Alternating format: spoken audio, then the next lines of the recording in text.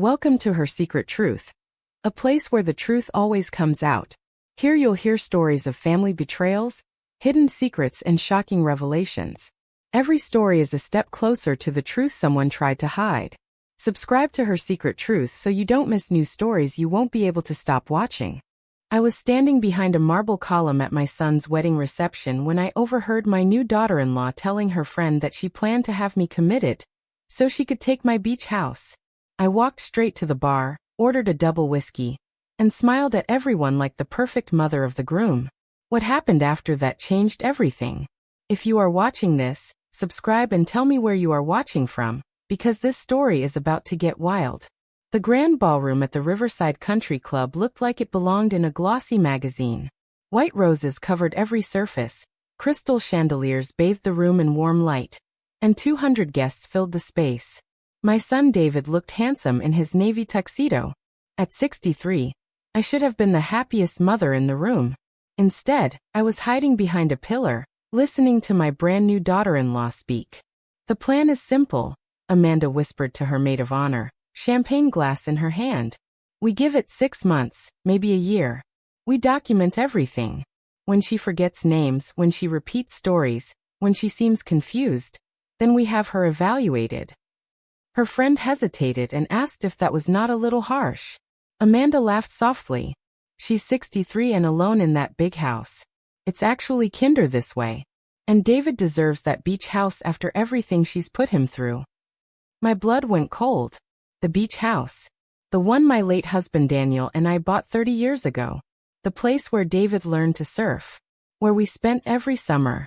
Where Daniel proposed to me 45 years ago. I stepped back from the pillar, my heart racing. Across the room, Amanda caught my eye and waved, that flawless smile fixed in place. I waved back, because that is what mothers do at their sons' weddings. We smile. We wave. We pretend everything is perfect. And let me tell you something about pretending. I have had 63 years of practice. David came up beside me, loosening his tie. He told me I looked pale and asked if I was feeling all right. I said I was just tired and reminded him it had been a long day. He told me Amanda wanted to talk to me later about Christmas plans and new traditions. I said how lovely and suggested we talk another time. David squeezed my shoulder and went back to his bride.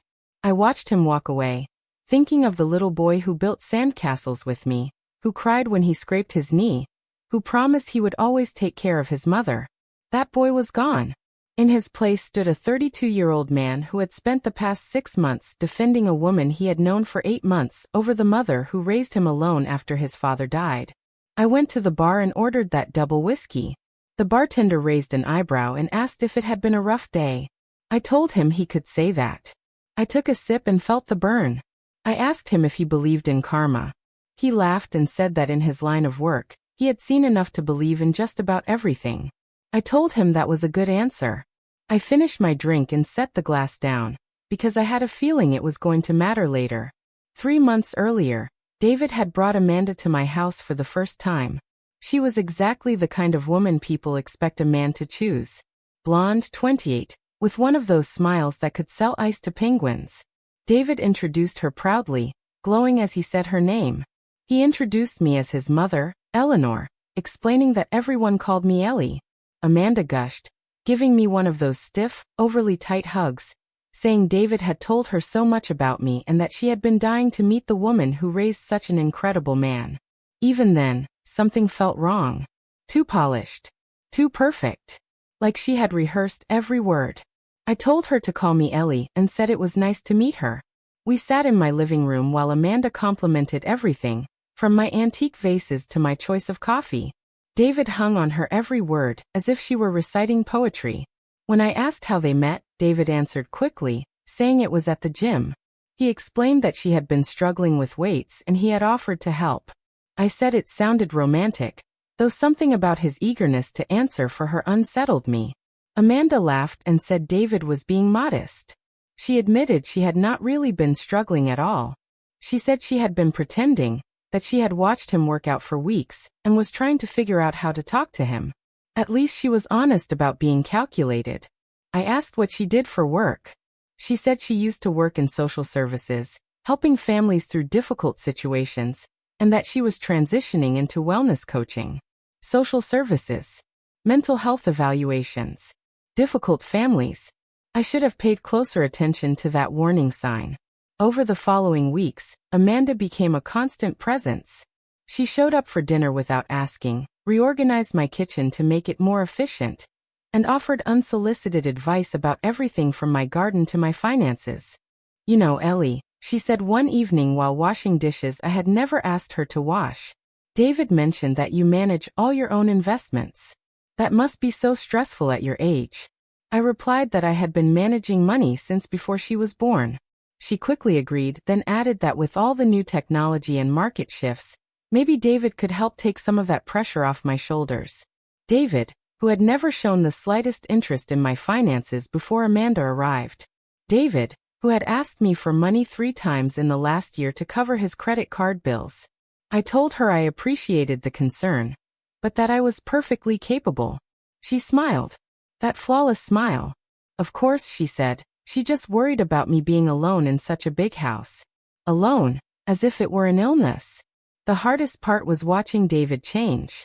My son, who used to call every Sunday, who brought flowers on Mother's Day, who spent hours helping me clean out his father's study after the funeral.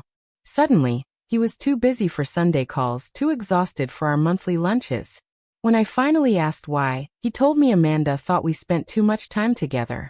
She said it was not healthy for a man his age to be so dependent on his mother.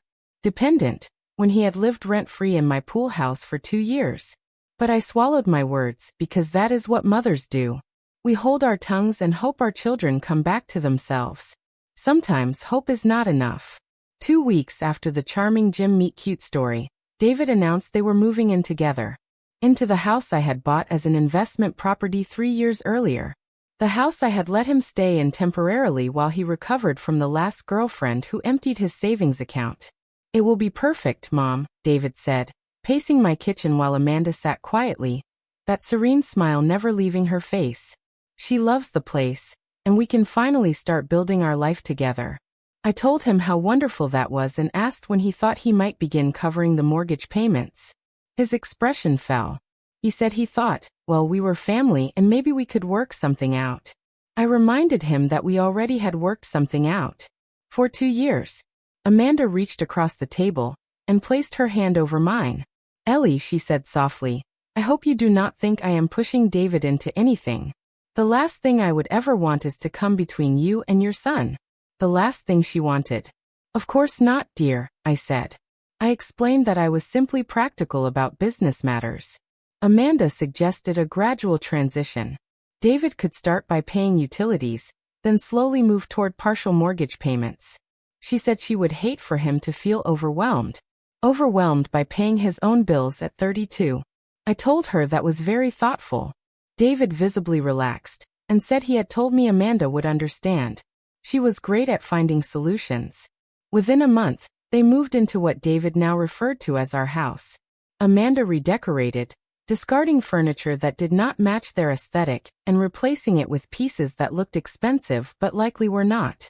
The utility bills stopped coming to me. The mortgage payments never started.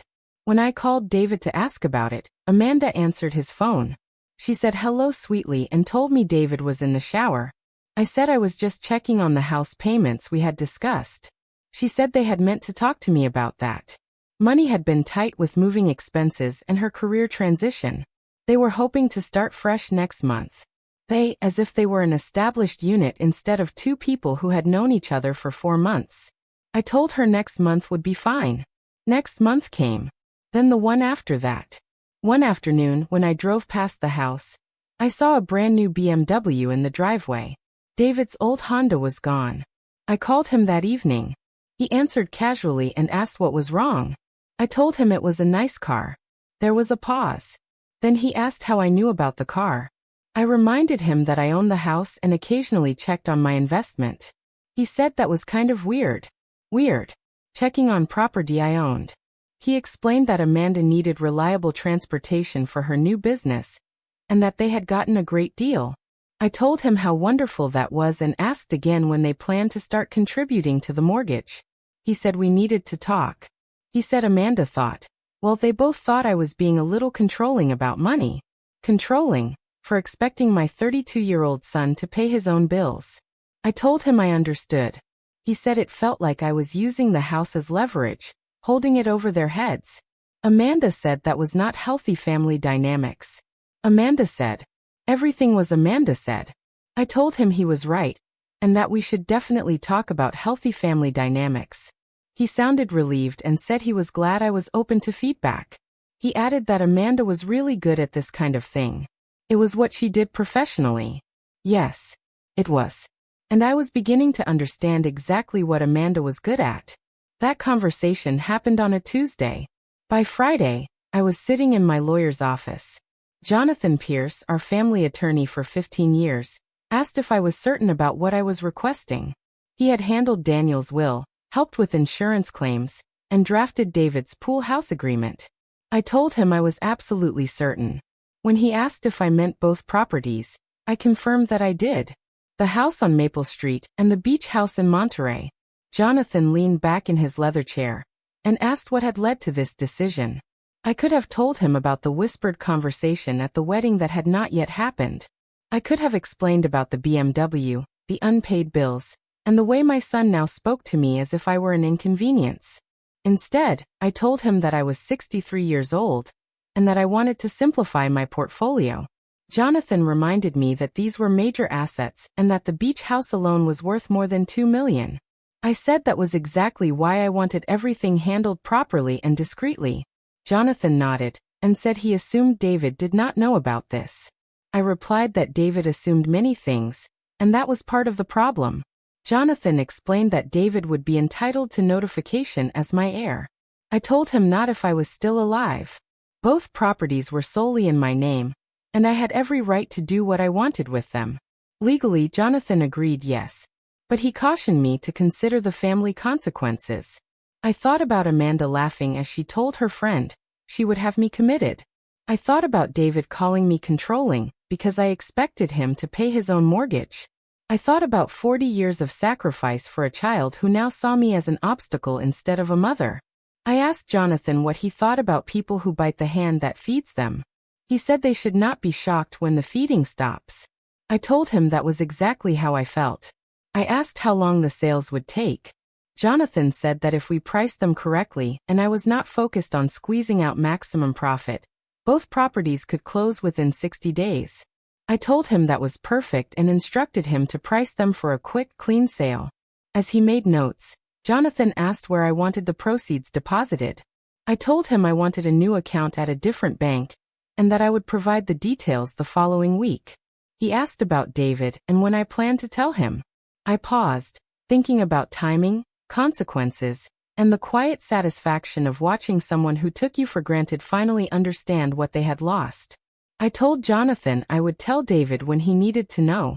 Jonathan raised an eyebrow but said nothing. He knew me well enough to recognize my stubborn streak. I told him there was one more thing I needed. I asked him to look into Amanda Lewis, 28 years old, formerly employed in social services.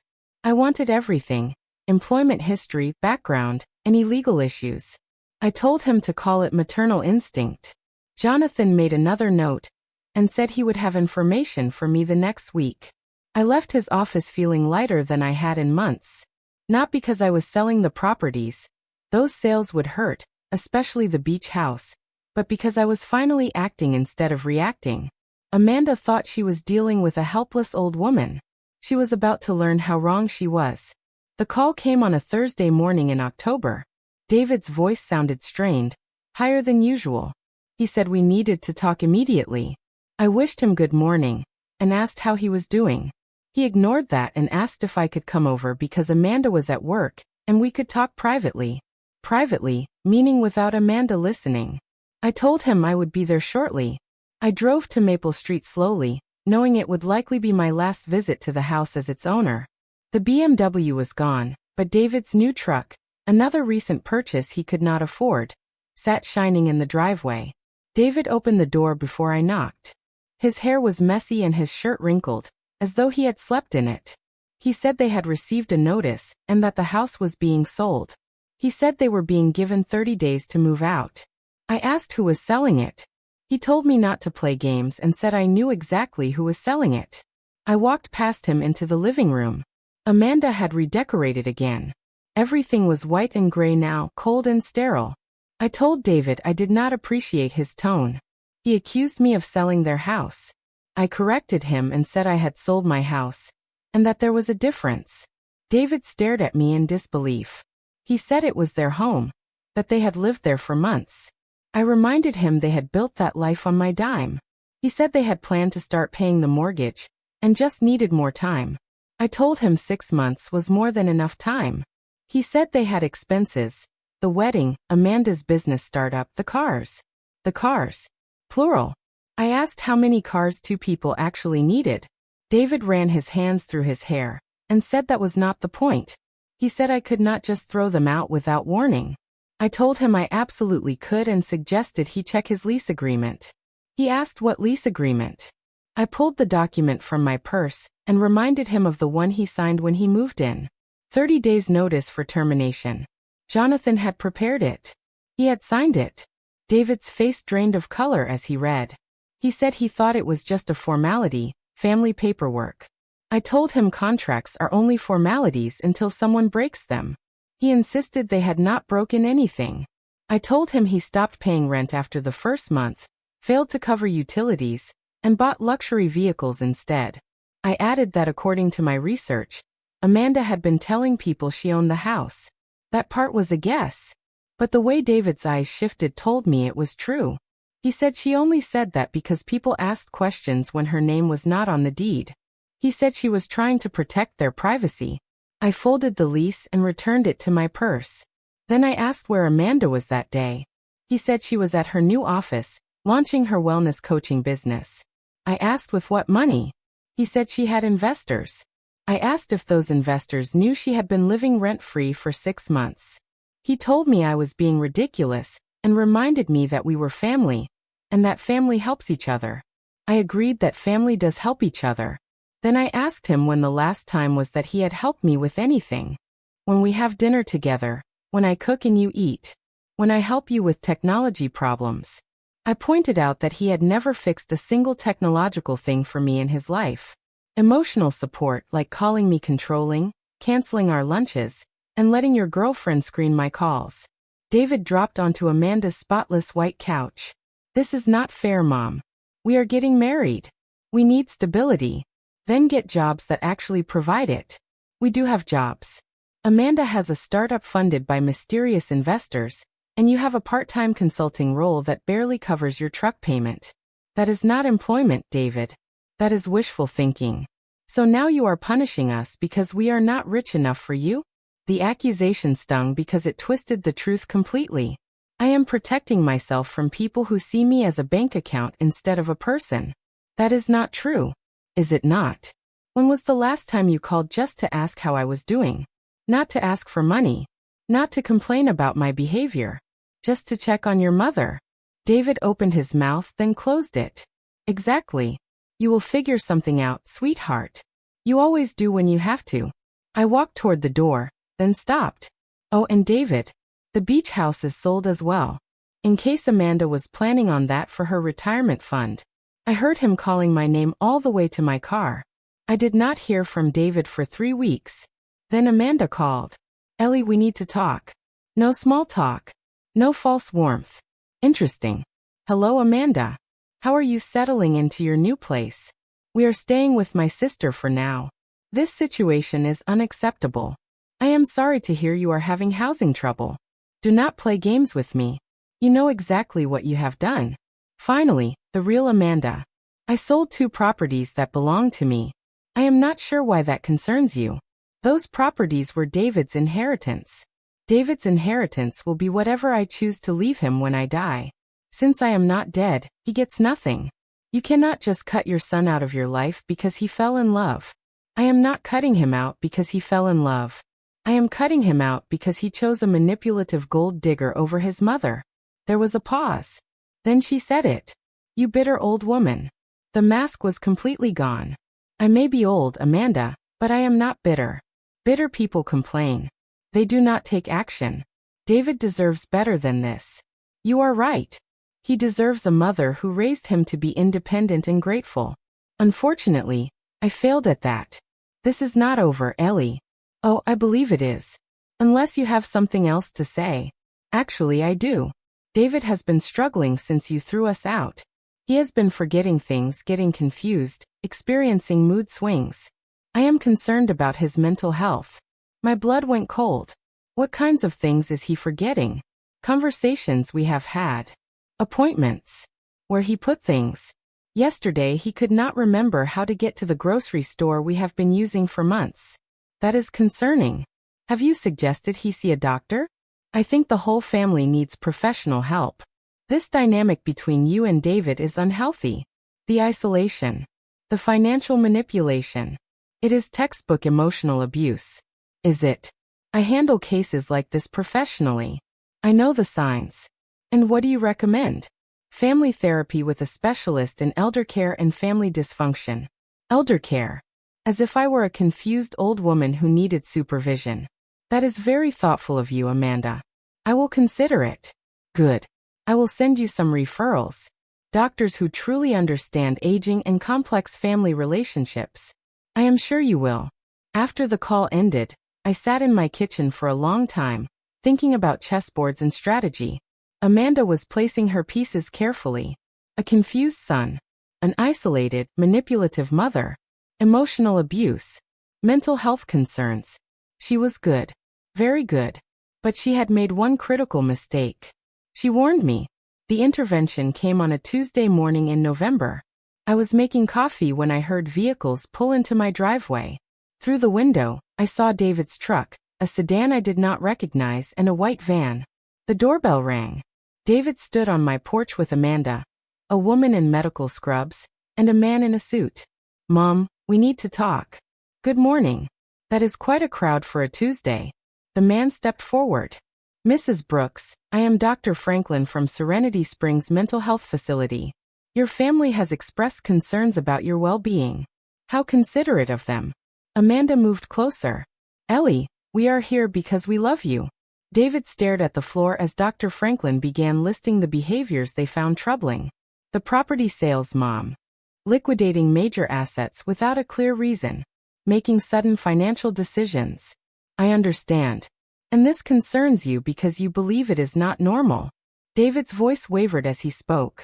You sold our homes, Mom. You left us without anywhere to live. That is not rational behavior. Dr. Franklin glanced down at his clipboard and asked whether I was currently taking any medications.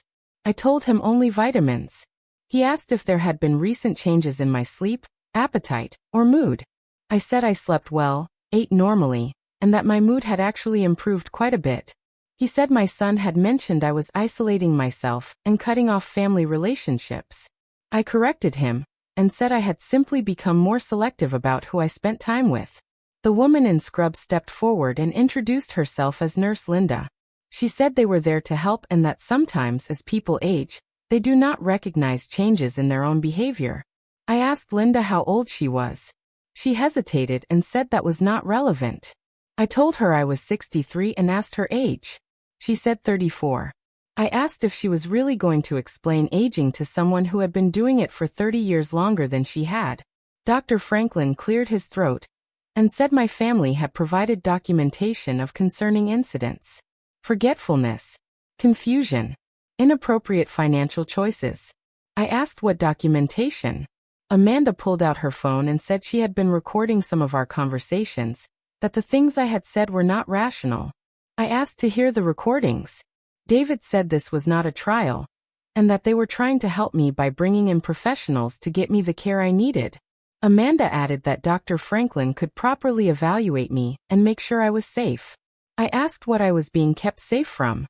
She said from myself, from making decisions that hurt me and everyone who loved me.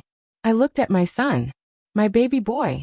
The child who used to crawl into my bed during storms, who cried on his first day of kindergarten, who called me his best friend until Amanda entered his life. I asked him to look at me. When he finally did, I asked if he truly believed I was mentally incompetent. He said he believed I needed help, and that Amanda knew how to get it for me. I told him I understood. I turned back to Dr. Franklin and asked exactly what he was proposing. He explained a 72-hour evaluation period, tests, assessments, a determination of treatment. He added that if I refused, my family could petition for an emergency commitment if they believed I was a danger to myself or others. I looked at each of them. Amanda looked sympathetic but resolved. David looked miserable yet determined. Dr. Franklin appeared indifferent, as if this were routine. I asked how much the evaluation would cost. Dr. Franklin said insurance typically covered it. I told him I did not have insurance that covered psychiatric facilities and asked who would be paying. David shifted awkwardly and said they would figure it out. I asked with what money, since they could not afford rent.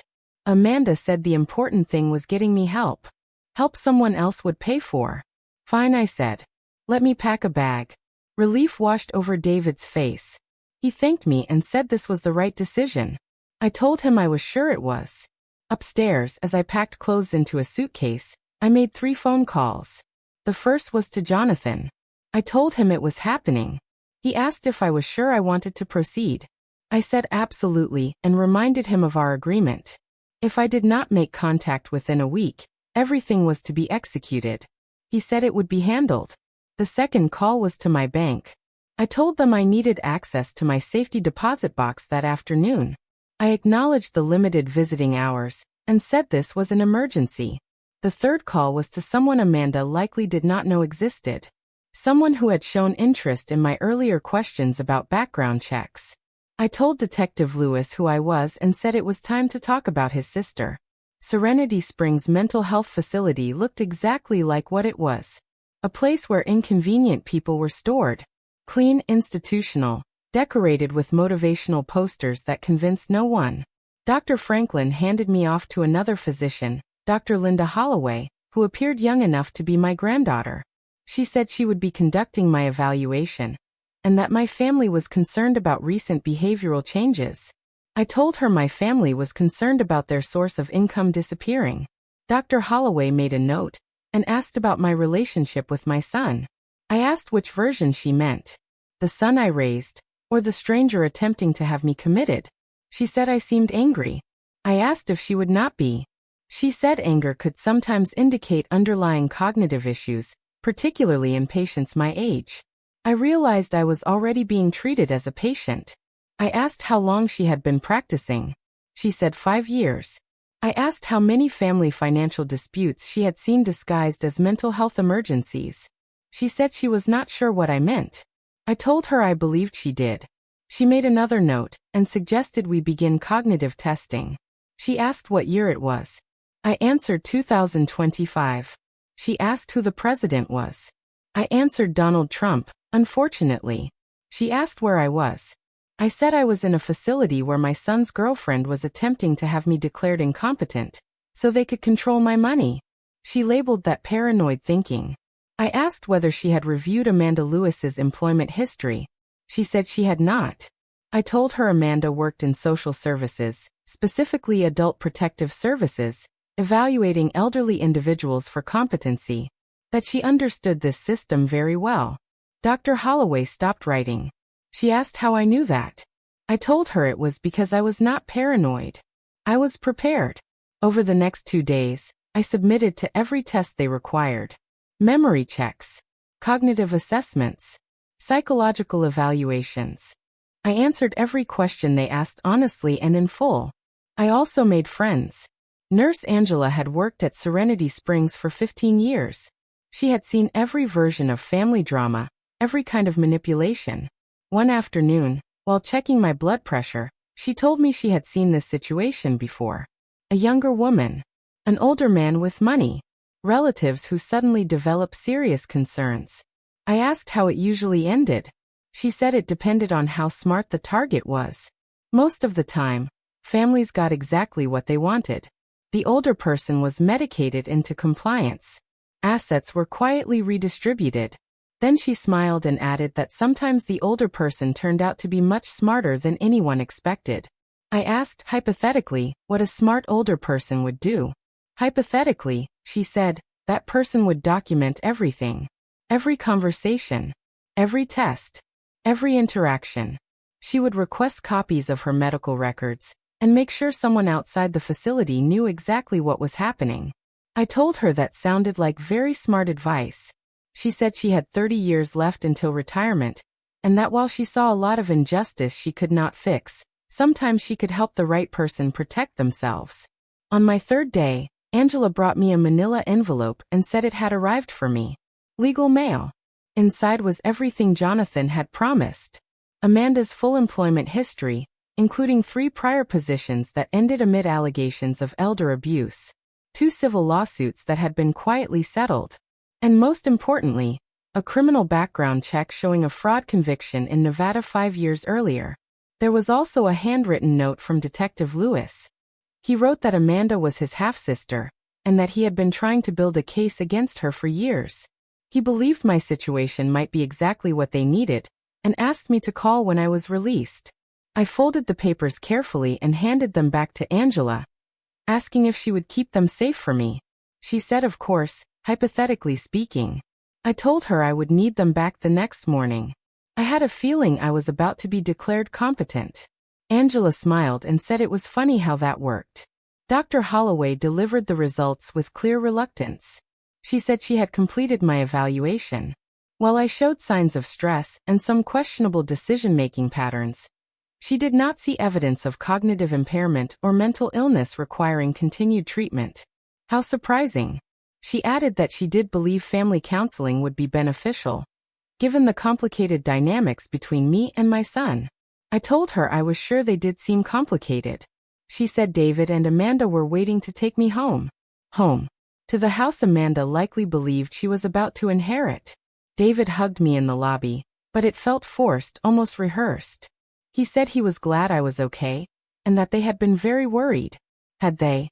Amanda stood beside him, her flawless smile firmly back in place. She welcomed me home and said she hoped I was feeling better. I told her I felt much better. In David's truck, Amanda turned around in her seat and said she thought we had all learned something from the experience, adding that communication was very important in families. I told her I could not agree more. She suggested we have dinner that night and start fresh. I said that sounded lovely, and invited them both to my house at 7. David asked if I was sure I was up for cooking. I told him I would not be cooking, and that I was ordering from a new place downtown. Amanda said they would bring wine. They dropped me off with promises to see me soon. I waved from the porch until they drove away, then went inside and started making phone calls. The first was to Detective Lewis. I told him I was out and asked when we could meet. He said right now and that he would bring backup. The second call was to Jonathan. I told him to execute everything that night. He asked if I was certain. I said absolutely, and told him to make sure the process server knew David and Amanda would be at my house at 7. The third call was to Angela. I asked for copies of everything in my file. Every note. Every test. Every recorded interaction. She said they were already copied, sealed, and she would drop them off that afternoon.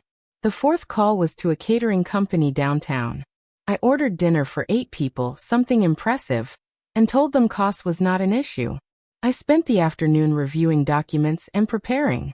At 6:30, enough food to feed a small army arrived. At 6:45, Detective Lewis and 2 other officers pulled into my driveway in unmarked cars. At exactly 7, David and Amanda knocked on my door. I told them to come in and said there were some people I wanted them to meet. The look on Amanda's face when she saw Detective Lewis was worth every dollar I had spent. He greeted her by name and said it had been a while. David looked confused and asked what was happening and who these people were. I introduced him to Detective Lewis, Amanda's half-brother.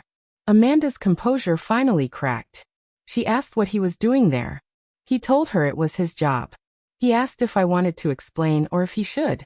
I said I would handle it. I turned to David and told him Amanda had done this before. 3 times that they knew of. She targeted men with wealthy families, isolated them, cut them off from support, then engineered mental health crises to gain control of assets. David said it was ridiculous, but his voice lacked certainty. I asked if it was. Detective Lewis said he would share what they had found. Amanda Lewis, also known as Amanda Clark and Amanda Rivera, had been investigated for elder fraud in 3 states. She had been convicted in Nevada 5 years earlier for defrauding an 80-year-old man out of his pension. David stared at Amanda and asked if it was true. She said it was complicated, that the case involved misunderstandings. Detective Lewis continued, asking about Eleanor Langford in Arizona. 83 years old. Committed to a facility after her nephew's girlfriend convinced him his aunt was incompetent. The aunt who died there 3 months later, after signing over her estate. Amanda whispered that it was different. Or Victor O'Neill in Colorado, Detective Lewis went on. 76 years old. Isolated from his family. Committed after his son's fiancée documented a supposed mental decline. He was still in a facility, by the way, and had been there for 2 years. David sank onto my couch. This can't be real. I sat beside him and told him I was afraid it was. I pointed out the engagement ring she was wearing. It had belonged to Eleanor Langford. Amanda kept it as a trophy. Amanda's hand flew instinctively to the ring. She said I did not understand. That those people were being taken advantage of by their families. That she was protecting them. Protecting them by taking their money. By placing them in facilities where they died alone while she spent their life savings. David looked at the ring on her finger, then at the woman he had been dating for 8 months. He asked how long she had been planning this. She asked what he meant. He said she was letting his mother poison him. He accused me of researching her. I said I had asked Detective Lewis to look into her before she ever approached David. Detective Lewis confirmed they had found extensive files on our family. Financial records. Property ownership. My husband's obituary. David's employment history. She knew exactly what she was walking into. David stood up slowly and said she had targeted him. That the entire relationship was a setup. She begged him to stop and said she loved him. He said she loved his inheritance. She said that was not true. Detective Lewis stepped forward and placed her under arrest for conspiracy to commit fraud, falsifying medical documentation, and elder abuse. As he read her rights, Amanda finally dropped the act. She told me I thought I had won. That David would never forgive me. That I had destroyed his life just to prove I was smarter than her. I told her quietly that I had saved my son's life and my own. David watched in silence as they led her away. When the police cars disappeared, he turned to me and apologized. I told him I knew he was sorry. He asked how I could ever forgive him. I thought about trust and betrayal. About love and disappointment. About forgiveness versus forgetting. I told him I forgave him the moment he understood what had happened. But forgiveness did not mean pretending it hadn't hurt. He said he understood. I asked if he really did, because I needed to know he understood how close we came to losing everything. Not just money. Everything. He nodded, tears in his eyes, and said she had almost destroyed us. I agreed, and added that he had helped her. He said he thought he was protecting her from me. That she made him believe I was the problem. I told him that was what people like Amanda did. They were very good at it. He asked how we fixed it. I looked at him, really looked at him, for the first time in months. He looked exhausted, older, like someone who had finally set down a heavy burden. I told him we would start over slowly with honesty.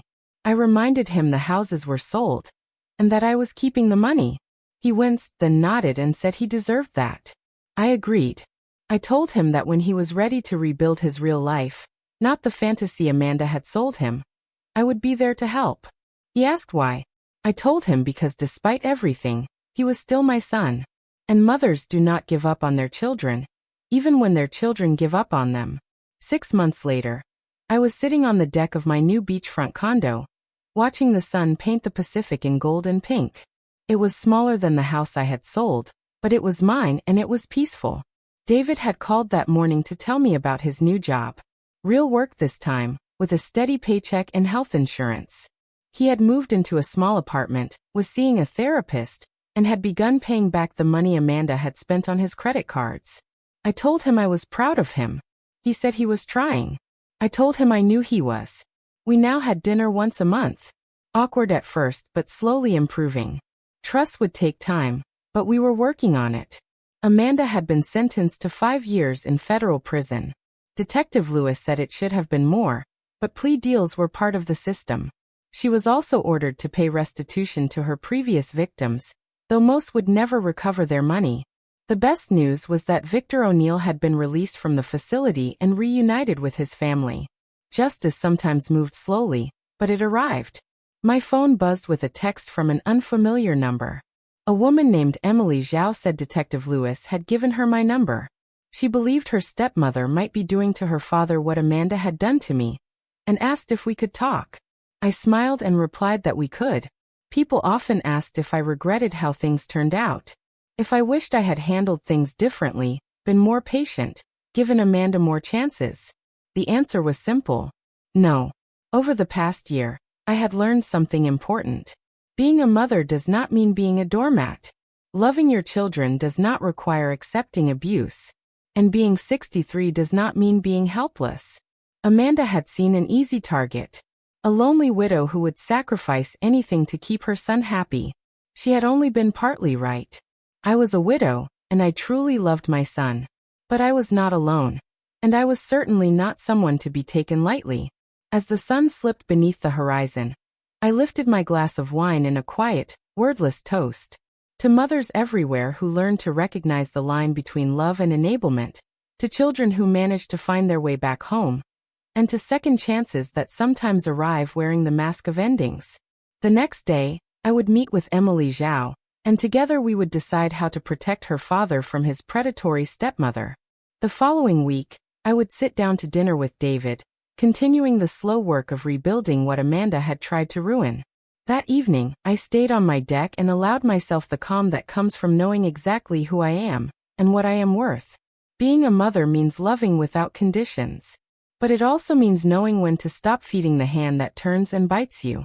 Some lessons are worth learning, no matter the price. Thank you for listening. Do not forget to subscribe, and feel free to share your story in the comments. Your voice matters.